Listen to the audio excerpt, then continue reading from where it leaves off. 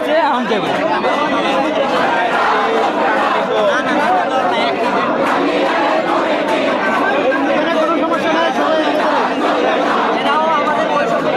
দর্শক সবাইকে সরাসরি লাইভে যুক্ত করছি মধুর ক্যান্টিন থেকে। দেখতে পাচ্ছেন এখানে আজকে একটি নতুন দলের আত্মপ্রকাশ কেন্দ্র করে দুই গ্রুপের এখানে পাশাপাশি অবস্থান নিয়েছে। একটি গ্রুপ এখানে সংবাদ সম্মেলন করার প্রস্তুতি নিচ্ছিলেন, এর মধ্যেই অন্য একটি গ্রুপ এসে তাদেরই পাশে স্লোগান দিচ্ছেন, নানান স্লোগান দিচ্ছেন। তারা বলছেন যে মাধ্যমে আপনাদের জানিয়ে রাখতে চাই।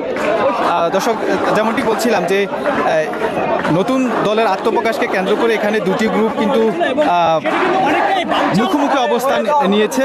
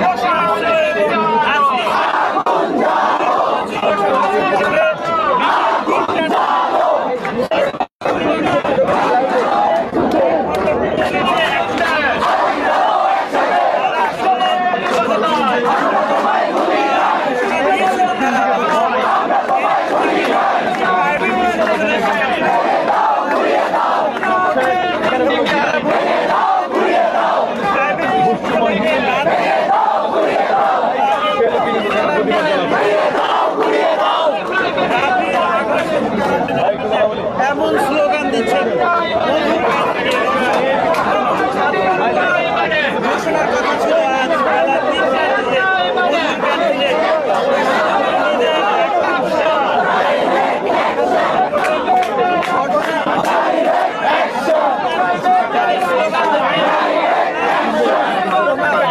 দর্শক দেখতে পাচ্ছেন এখানে কিন্তু দুটি গ্রুপ মুখোমুখি অবস্থান নিয়েছে।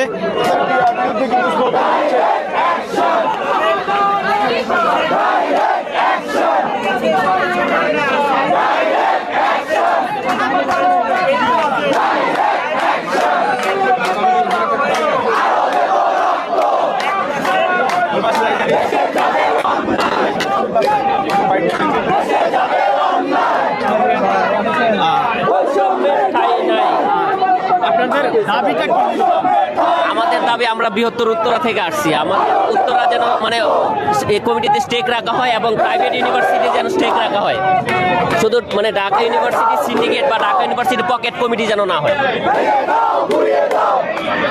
দর্শক আমরা একজনের সাথে কথা বলছিলাম, তিনি বলছিলেন যেই প্রাইভেট বিশ্ববিদ্যালয়কে বাইরে রেখে যেই দল ঘোষণা করা হচ্ছে সেই দল বৈষম্য মুক্ত নয়, সেই দল বৈষম্য নিয়েই তাদের দল গঠন করছে বলে প্রাইভেট ইউনিভার্সিটির শিক্ষার্থীরা এখানে নানান অভিযোগ করছেন।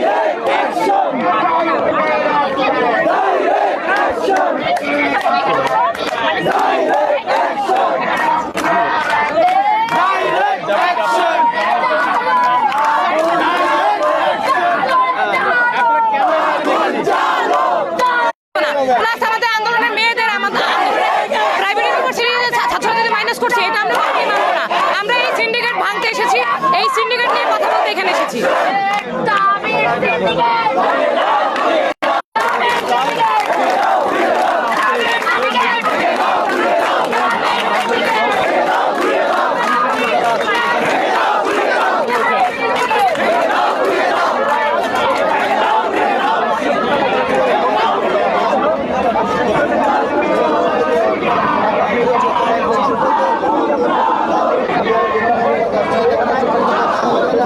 দর্শক দেখতে পাচ্ছেন কিন্তু মুখোমুখি অবস্থান নিয়েছে মধুর ক্যান্টিনের সামনে।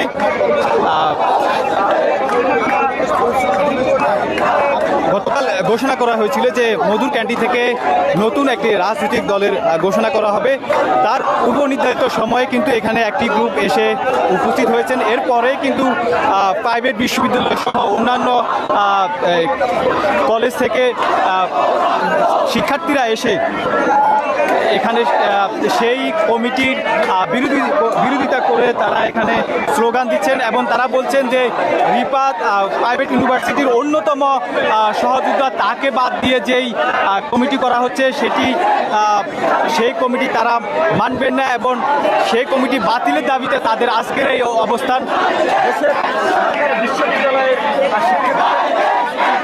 বেসরকারি এবং জাতীয় বিশ্ববিদ্যালয়ের অধীনে যে সমস্ত বিশ্ববিদ্যালয় কলেজ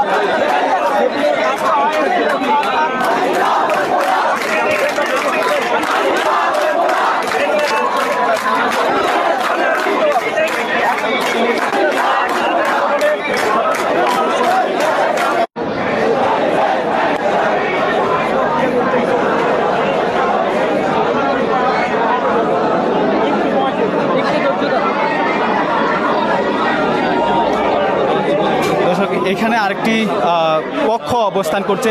ব্রিফিং শুরু করবো, ঠিক আছে? টাইম নিয়েছি, শুরু করলে আসলে বুঝতে পারবেন। এখন যারা আসছে এরা কারা? এটা ক্লিয়ার না, আমরা এখন ক্লিয়ার না, আমরা শুরু করবো শীঘ্রই। আমরা সময় নিয়ে দেখবো কারা তিনটায়, বাট এখন টাইম ওভার। যেহেতু আমাদের অনেক বড় কাজ, এটা আজকে বড় করে করতে হবে, আমরা চাচ্ছি একটু সময় নিয়ে, টাইম লাগতেছে, আমরা কিছুক্ষণের মধ্যে শুরু করবো ইনশাল্লাহ। আন্তরিকভাবে দুঃখিত আপনাদের সময় নষ্ট করার জন্য। সময়ের ব্যাপার না, এখন যারা আসছে আপনাদের তো কাজটা থেমে যাচ্ছে, আপনাদের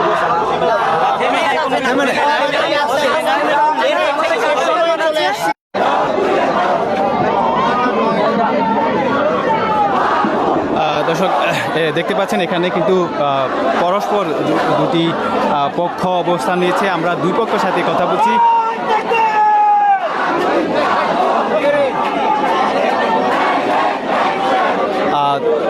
একে অপর পক্ষকে দোষারোপ করছে এবং অনেকেই বলছে যে এক পক্ষ অপর পক্ষকে চিনেন না।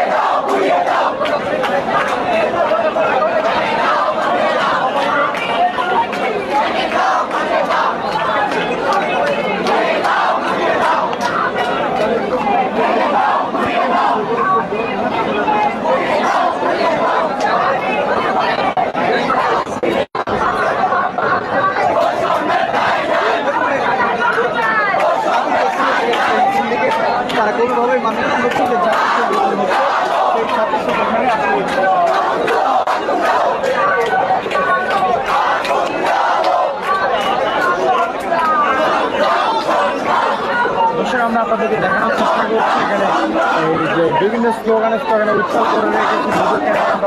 আপনাদের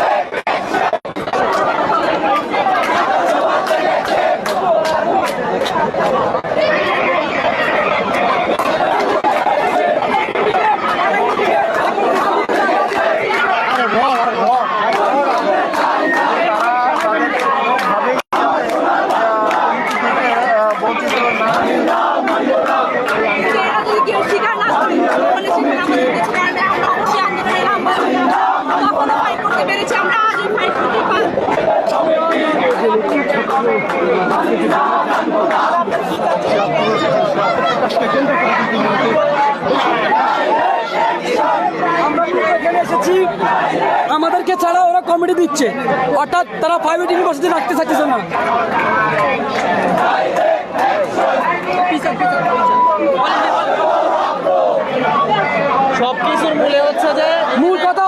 তারা প্রাইভেট ইউনিভার্সিটি থেকে ছাড়া তারা কমিটি দিচ্ছে। আমরা এই জায়গায় তাদের কমিটি, তাদের ছাত্রদের কমিটি, এই কমিটি দিচ্ছে। এই কমিটি আমরা মানি না। এখানে আমাদেরকে বৈষম্য স্বীকার করা হচ্ছে। আমরা এই বৈষম্য মানি না, এই সিন্ডিকেট আমরা মানি না। এই সিন্ডিকেটের কালো হাত আমরা ব্যাংকে দিব, ঘুরিয়ে দিব। আমাদের ছাড়া এই কমিটি হবে না। এই কমিটি আমরা দিতে দিব না। সোজা কথা শেষ।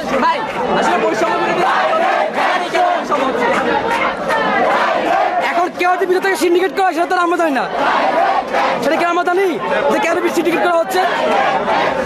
সেটা যারা এখন এখানকার কমিটি দিচ্ছে তাদেরকে জিজ্ঞেস করুন।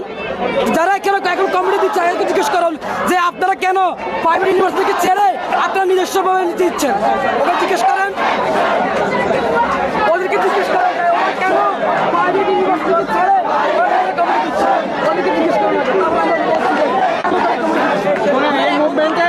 এই মুভমেন্টে উত্তরা ভিত্তিক, উত্তরা যতগুলো মেডিকেল কলেজ, উত্তরা ভিত্তিক যতগুলো ইউনিভার্সিটি আছে, প্রাইভেট ইউনিভার্সিটি, উত্তরায় আপনারা সবাই জানেন যে উত্তরায় কোনো পাবলিক ইউনিভার্সিটি নাই।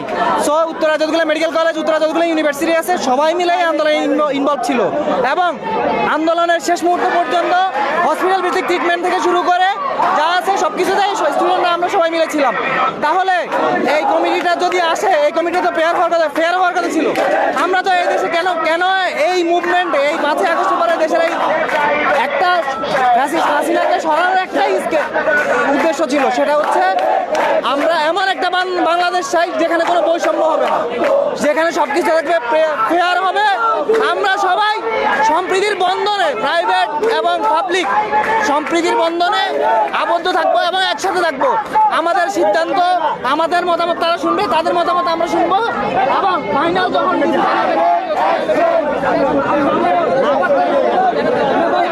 আমরা দুর্বক্ত দিচ্ছি না। আপনারা ওদেরকে জিজ্ঞেস করুন যে ওরা কেন আমাদেরকে কমিটি দিচ্ছে।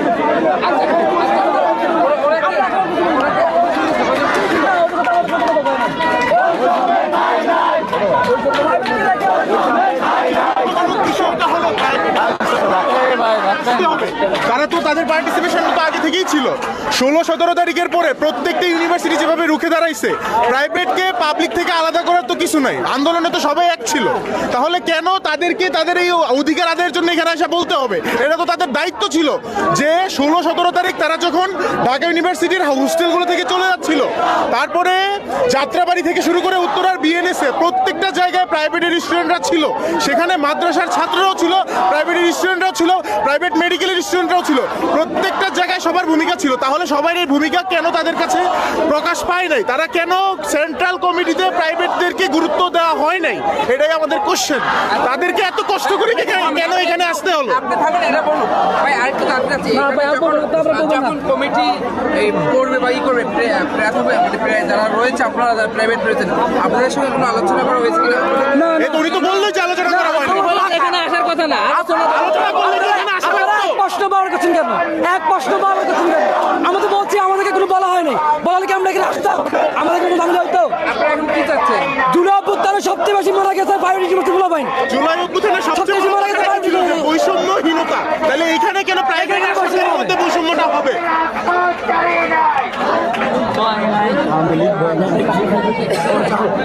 দর্শক দেখতে পাচ্ছেন আমরা এখানে কথা বলছিলাম প্রাইভেট ইউনিভার্সিটির শিক্ষার্থীদের সাথে। তারা বলছেন যে বৈষম্য বিরোধী আন্দোলনের যেই কমিটি করা হচ্ছে সেখানে কেন প্রাইভেট ইউনিভার্সিটি সহ প্রাইভেট মেডিকেলের শিক্ষার্থীদেরকে রাখা হয়নি, সেই বৈষম্য দূর করার জন্য তাদের আজকের এই অবস্থান কর্মসূচি। এবং তারা যেই কমিটি ঘোষণা করতে যাচ্ছিলেন সেই কমিটি ঘোষণার প্রতিবাদে তাদের এই অবস্থান।